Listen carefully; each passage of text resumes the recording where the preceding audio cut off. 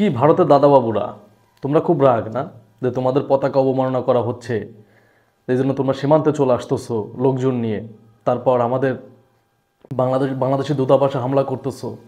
খুব রাগ না? মানে নরম জায়গায় গরম তোমরা দিতে পারো, খুব ভালো গরম দিতে পারো নরম জায়গা, গরম জায়গায় তোমরা কিছু করতে পারো না, নরম জায়গায় পারো। এত ফেলাইতে পারো পাকিস্তানের সীমান্তে যাও, দেখি কত পারো। এত ফেলাইতে পারো চায়নার সীমান্তে যাও, পারবা? আচ্ছা, কিছুদিন আগে না ওই কানাডাতে তোমাদের পতাকা পোড়ায় ফেলছিল, তাও ইন্ডিয়ান নাগরিকই। ভিডিওটা দেখো। The Indian government to the June murder of Sikh leader Hardeep Singh Nijjar. That accusation has set off a diplomatic face-off. কই তখন তো কিছু বলতে দেখি নাই। ও, তখন জায়গাটা গরম ছিল না, যে ওইখানে তো গরম দেওয়া যাবে না, শুধু নরম জায়গায় গরম দিতে হবে। বাঙালিকে নরম পাইছো? তোমরা কি মনে করছো বাঙালিকে নরম পাইছো? নরম ভাইব না, নরম ভাবলে ভুল করবা, বুঝতে পারছো?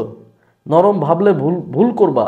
তোমাদের এই উগ্রবাদী, এটা ইন্ডিয়া না, এটা বাংলাদেশ, ভুলে গেলে চলবে না। তোমাদের উগ্রতা ইন্ডিয়ায় দেখাও, বাংলাদেশে দেখাই তাই শোনা। তবে এত কিছুর পরে আমার একটা জায়গাতে কষ্ট হয়, যেখানে বাংলাদেশ দূতাবাসের সামনে কলকাতাতে আমাদের জাতীয় পতাকা টেনে ছিঁড়ে ফেলতেছে, আগুনে জ্বলাই দিচ্ছে। এটা নিয়ে আমাদের বাংলাদেশের আওয়ামী লীগের একজন কর্মীকে, একজন ছাত্রলীগের কর্মীকে দেখলাম একটা পোস্ট দিতে। খুব কষ্ট হয় না?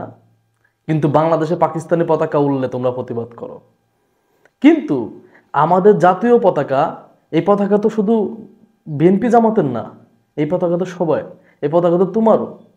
তোমার পতাকা ইন্ডিয়াতে পোড়াই দিতেছে, এটা নিয়ে তুমি কথা বলতেছো না। চিন্ময়কে গ্রেপ্তার করছে, এই জন্য তুমি সেই ভিডিও শেয়ার করতেছো। কতটা নির্লজ্জ, কতটা বেহায়া, কতটা ছোট, কতটা নিচ তোমরা চিন্তা করছো? যেখানে ইন্ডিয়া বাংলাদেশ দখল করার চিন্তা ভাবনা করতেছে, তোমরা ইন্ডিয়াকে সমর্থন করতেছো। তোমরা কি ভাবতেছো যে ইন্ডিয়া বাংলাদেশ দখল করতে পারবে? ইন্ডিয়া মুভমেন্ট সরাইছে কেন বুঝতেছো না? যে তারা চট্টগ্রাম চায়, এখানে চায়, ওইখানে চায়।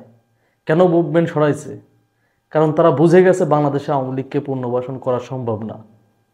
আমরা যে সুযোগ সুবিধাগুলো নিতাম, এই সুযোগ সুবিধাগুলো নিতে হইলে চট্টগ্রাম অঞ্চল আমাদের লাগবে। কারণ ডক্টর ইউনূস সরকার, বিএনপি, জামাত আমাদেরকে শেখ হাসিনার মতো সুযোগ সুবিধা দিবে না। বুঝতে পারছো? তো তোমরা এই স্বপ্ন দেখো না যে বাংলাদেশে বিশৃঙ্খলা সৃষ্টি করে আওয়ামী লীগকে বাংলাদেশে ফেরাবে, ভুলেও না। এই স্বপ্ন দেখো না। তারা অন্য প্ল্যান করতেছে। তারা শর্ট টাইম কোনো প্ল্যান আসে না, কিন্তু লং টাইম প্ল্যানে আসছে। তো আমার এই সব কোনো কথা বলার কোনো প্রয়োজন নেই, কিন্তু আমি বলতে চাই, এই দেশটা তো তোমার। তুমি তোমার ভূমিকে ইন্ডিয়ার হাতে তুলে দিবা? তুমি তোমার পতাকা অবমাননা হইতেছে, এটা নিয়ে কোনো কথা বলবা না? হ্যাঁ, এখন তো প্রশ্ন জাগে, তোমরা যে আমাদেরকে বলো যে পাকিস্তানি বীজ, আমরা যারা তোমাদের আওয়ামী লীগের বিরুদ্ধে কথা বলি, এখন তো বলতেই হয় 1971 হয়তো অনেক সেনাবাহিনী আসছিল না, সৈন্য আসছিল না ইন্ডিয়া থেকে। তাহলে তোমরা সেই ইন্ডিয়ান বীজ, যারা এখন মানে ইন্ডিয়ার পতাকা পা রাখতেছে, জন্য কষ্ট হইতেছে, কিন্তু আমাদের পতাকা টেনে ছিঁড়তেছে, আগুন জ্বালাই দিচ্ছে, কষ্ট হচ্ছে না।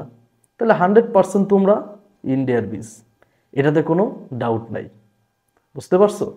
আর দাদাবাবু শোনো, তোমাদের একটা মেসেজ দিই, তোমাদের উগ্রবাদী লাফালাফি ইন্ডিয়াতে দেখাও, বাংলাদেশে দেখাই তাই শোনা।